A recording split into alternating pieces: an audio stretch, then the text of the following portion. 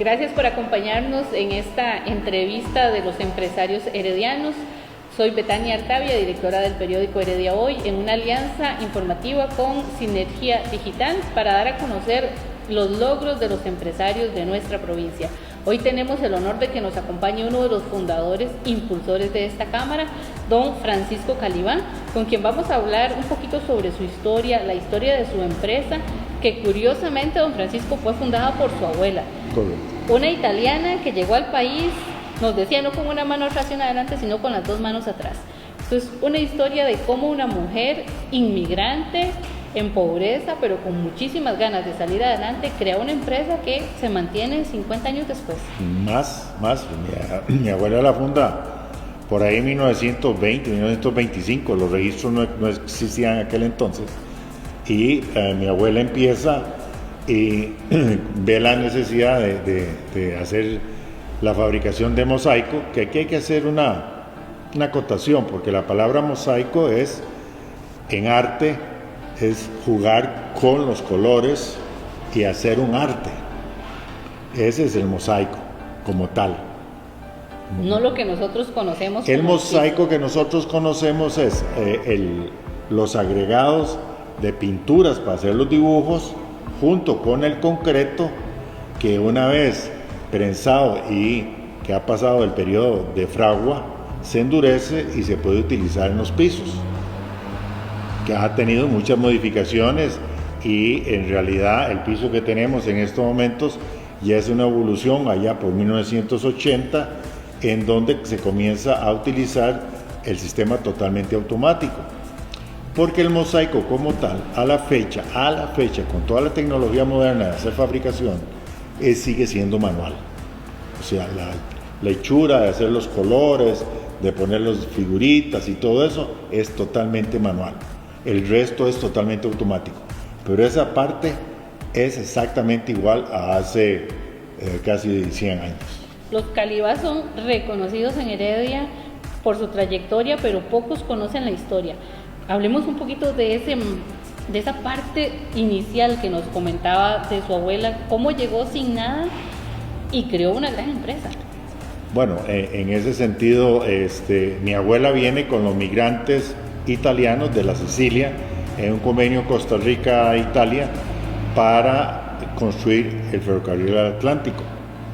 Ellos tuvieron muchos problemas con salud y migraron hacia Turrialba y hacia Cartago, en donde Cartago usted ve que hay muchísimos apellidos italianos, justamente porque ellos afincaron ahí. Algunos vinieron a la meseta central, en el caso de mi abuela Antonia Calibá, que debería ser Califa Carosa, en virtud de que probablemente el califa es árabe.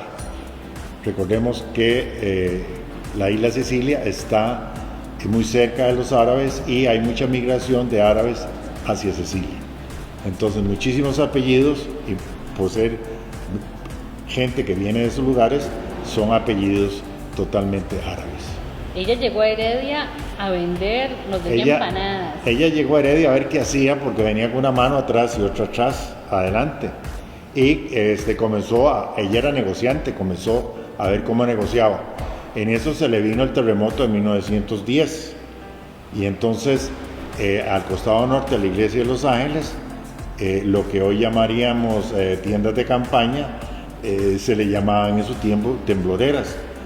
Y ahí tuvo que trabajar y hacer el dinerito para poder comprar la maquinaria y comenzar a establecerse al costado sur del mercado de Heredia, exactamente sur-oeste del mercado de Heredia. Con venta de empanadas. Con venta de empanadas, chucherías, montó hasta una sala de billar. Yo tuve en mis manos las bolas de billar, para poder tener dinerito para fundar lo que se llamó la Fábrica La Moderna. En aquel entonces no se registraba, sí tenemos los papeles de esa época.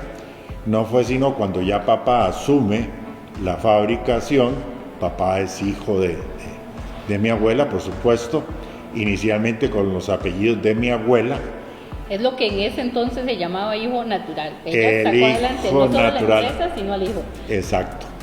Entonces mi papá, que es otra historia, no la voy a contar, él estaba estudiando, tuvo un problema con un ojo, casi lo pierde, entonces regresa a administrarle a la mamá la fábrica. Y entonces él era contador, se hizo contador. Y allá por los años 60, entonces ya tiene que oficializar la empresa y la llama Industrias Maca Calibá, que en realidad lo que quiere decir es Miguel Araya Calibá, MCA, Maca. Ese es el nombre. Y en ese entonces papá comienza a producir mosaico, pero le llega una revista, de casualidad, en donde venía maquinaria italiana para hacer terrazo. Ya no mosaico, sino terrazo. ¿Cuál es la diferencia del terrazo? Es que ya no hay nada de manual.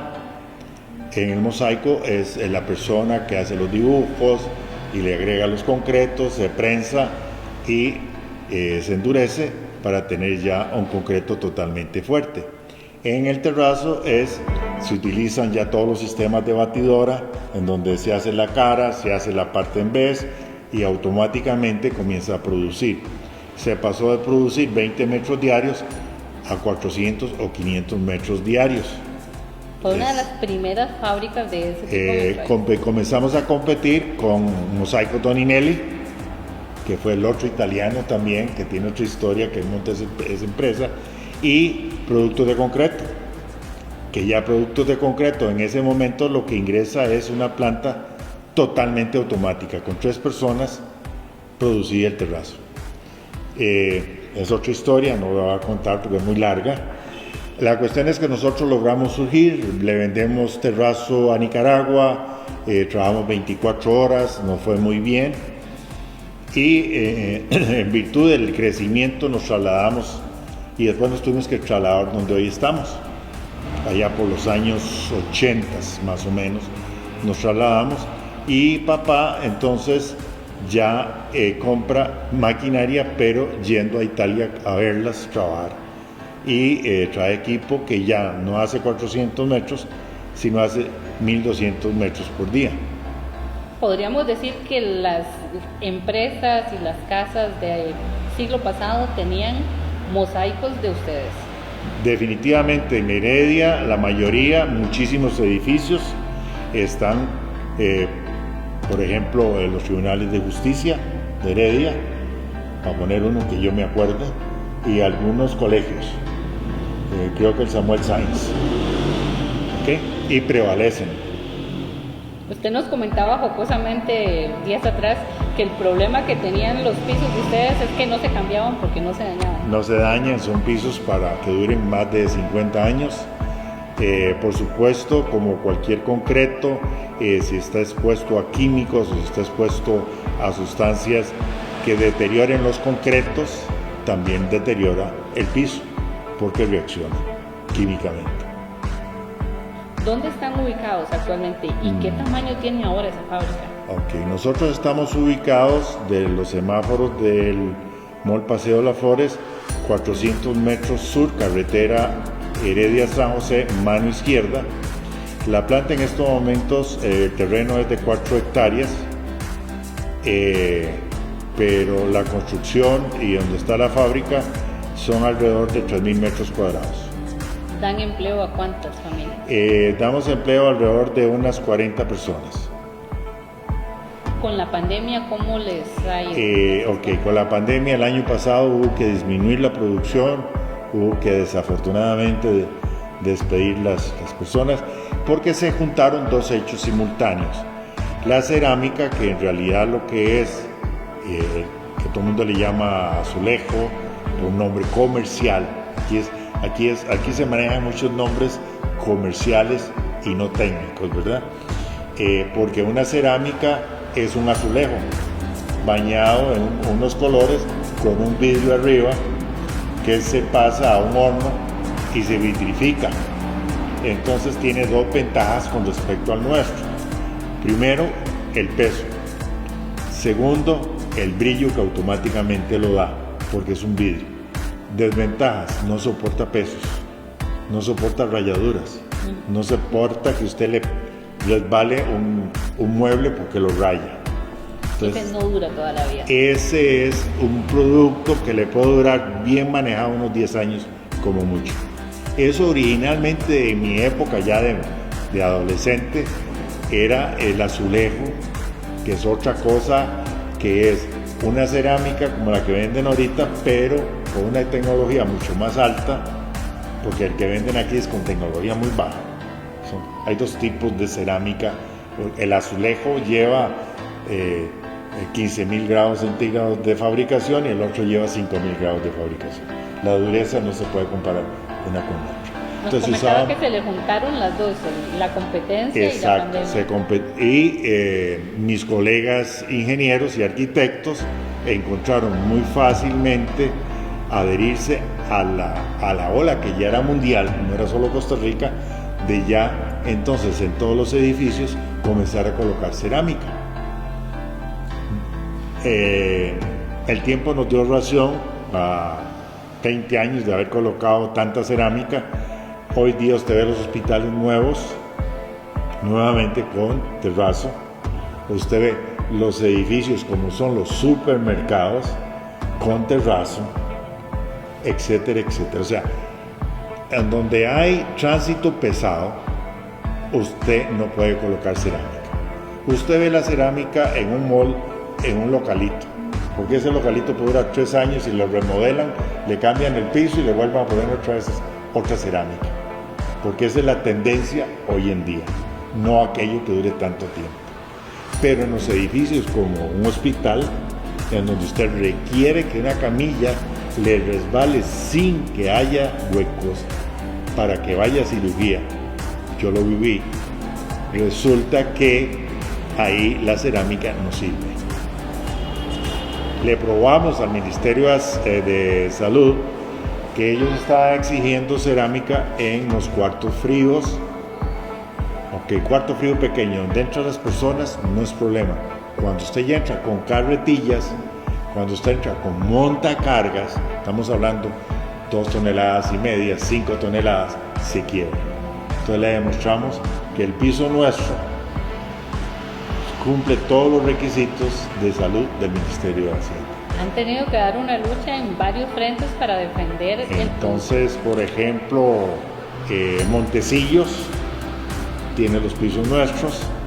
Se me está yendo el nombre en Cuatro Esquinas, que es otro, yendo para Cuatro Esquinas Punta Arenas, que ahí hay otro matadero, todo el piso es nuestro.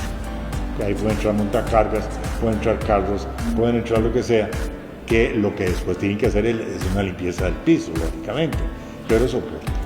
Entonces, durante todo este periodo ha sido un periodo de mucha lucha contra nuevos productos, demostrar que el producto nuestro cumple ciertos requisitos, además es específico para ciertas cosas. La cerámica sí, porque es muy bonita, porque es muy fácil de limpiar, etcétera, pero no es tan cierto. Usted puede ver este piso que tiene desde que construyeron este edificio, usted le ve el brillo y no creo que le pase ninguna cera. Es que el piso de la Cámara de Comercio fue una donación de don Francisco Calibá. Por eso cuando llega se ilusiona de ver el piso ahí como nuevo. Por supuesto. Don Francisco nos comentaba que se les juntaron entonces la competencia y la pandemia. La pandemia sí, porque resulta que entonces todo lo que estaban utilizando nuestros productos, como eran las escuelas y colegios, todos esos proyectos están paralizados. Entonces, lo que hubo el año pasado fue terminación de lo que había sido el año anterior ya programado. Para este año no hay nada programado. En estos 3-4 meses el consumo ha bajado tremendamente. Ustedes se han visto en la obligación de despedir gente, de despedir personal. Desafortunadamente gente muy capacitada, pero no nos quedó otra alternativa. O hacíamos eso o quebraba la empresa. Entonces lo que hicimos fue reducirla al máximo para poder soportar y pasar esta epidemia, por así decirlo. Con toda su experiencia en estas luchas, ¿cómo visualiza lo que sigue? Vea, yo lo decía hace un año, más de una gente no me creía lo que yo le decía. Esto es exactamente como afrontar la Primera Guerra Mundial, la Segunda Guerra Mundial, el crash económico de New York en 1930, fue 40, en donde es un periodo en el cual el mundo le tardará en 4 años en recuperarse. Y esta pandemia va a hacer eso. Véalo muy claramente que de un momento abren las fronteras en tal país y momentáneamente vuelven a cerrarlas. Nosotros estamos en ese proceso. La gente no quiso entender, se fue a Semana Santa y veamos dónde estamos.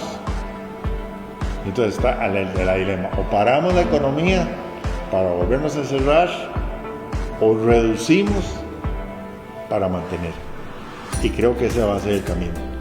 ¿Qué recomendación le daría a los empresarios? ¿Qué hacer para sostener sus negocios en estos momentos?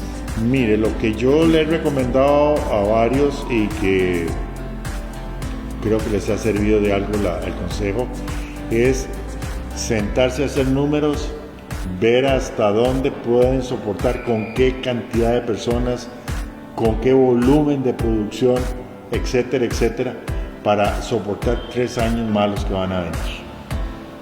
3 años. 3 años, y en toda línea. El que no está preparado para 3 años, va a usted ver el montón de gente que va a quebrar. Porque sí, supermercados no, porque la gente tiene que seguir comiendo. Pero hay otras cosas que van a detenerse ya. Por ejemplo, ayer estaba hablando de Fútbol 5, por ejemplo. No lo han reabierto y no lo van a reabrir, etcétera, etcétera. O sea, yo creo que estamos en un momento en donde usted tiene que, como decían en mi época, hacerle punta al lápiz y volverle a hacerle punta al lápiz para poder paliar este periodo. ¿Han debido ustedes acudir al tema de redes sociales, aplicar un poco la tecnología para reinventarse de alguna manera para dar a conocer los productos? Bueno, yo desde el año 1998, 1999 por ahí, personalmente monté la página de la fábrica, luego el Facebook y ahora estamos con WhatsApp. En realidad por ahí estamos haciendo todo el mercadeo, que es una de las cosas que más ha estado ayudando. Se habían adelantado un poco a lo que venía. Bueno, gracias a Dios. Pues muchísimas gracias, don Francisco, por compartir con nosotros su experiencia, la historia de una de las familias que se hizo grande en Heredia, y son sin duda un ejemplo, una motivación de cómo quienes estamos en pequeño podemos aspirar a crecer y sobrellevar esta situación. Los esperamos el próximo martes.